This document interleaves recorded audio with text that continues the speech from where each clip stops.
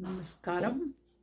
अ, आज के समय में हम सभी विभिन्न ग्रुपों और संगठनों से जुड़े हुए हैं। कोई योगा ग्रुप में है, कोई बिजनेस नेटवर्क में, तो कोई और किसी विषय पर सोसाइटी का हिस्सा है। ये सभी ग्रुप्स हमारे व्यक्तिगत और प्रोफेशनल डेवलपमेंट में सहायक हो सकते हैं।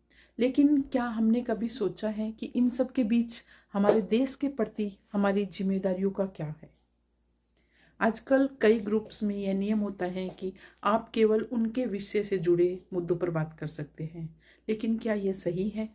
अगर किसी को देश के विकास, मानवता या समाज के बड़े मुद्दों पर चर्चा करनी हो तो उसके लिए मंच कहाँ है? क्या हम केवल अपनी सीमित सोच और छोटे दायरे में बंद कर रह गए हैं? हम यह भूलते जा रहे हैं कि हमारी सबसे बड़ी पहचान हमारा देश है। देशभक्ति कोई एक दिन या एक त्योहार पर मनाई जाने वाला उत्सव नहीं है। यह हमारी दिनचर्या, हमारी सोच और हमारे कार्य में झलकना चाहिए। देश के प्रति जागरूकता लाने की आज न केवल जरूरत है, बल्कि यह समय की पुकार है। हर बातचीत सांप्रदायिकता नहीं फैलाती। कुछ बातचीत डिस्कस समाज को जोड़ती है, जागरूकता बढ़ाती है और देश के विकास के लिए नई राह खोलती है। हमें यह समझने की जरूरत है कि देशभक्ति की भावना सबसे महत्वपूर्ण है। हमें यह जोड़ती है, हमें सिखाती है कि एक नागरिक के रूप में हमारी जिम्मेदारी क्या है। हर मुद्दे को सांप्रदायिक रंग देना सही नहीं।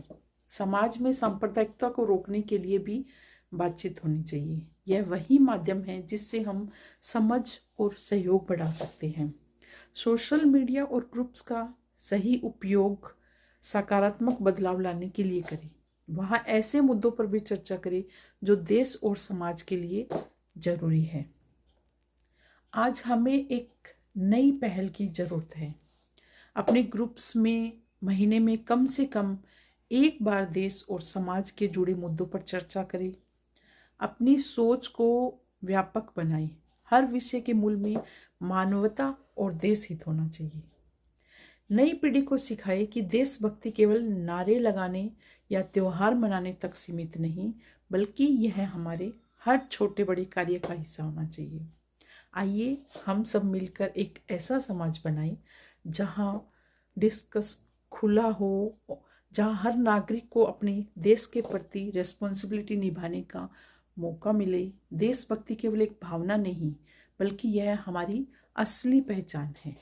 धन्यवाद।